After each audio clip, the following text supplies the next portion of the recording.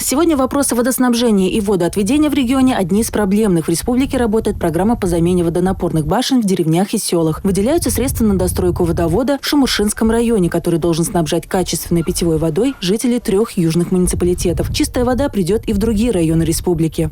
Проект закона предусматривает передачу в уполномоченный орган исполнительной власти Чувашской республики отдельных полномочий органов местного самоуправления по 8 муниципальным образованиям, а именно Кирского сельского поселения Алатырского района, Вурнарского городского поселения Вурнарского района, Шахазанского сельского поселения Канашского района, Порецкого сельского поселения Порецкого района, Цивильского городского поселения Цивильского района, Янтьевского сельского поселения Янтьевского района, а также городов Новочебоксарск и Чебоксары. Глава региона отметил, что это составные части единого процесса, то есть один от другого неотделим. Качество питьевой воды должно измеряться, исходя из сбора воды из-под крана в соответствии с Санпином и иными нормами. Принимая закон, начиная его реализовывать, необходимо тщательно обсуждать каждый шаг с населением, отметил Олег Николаев.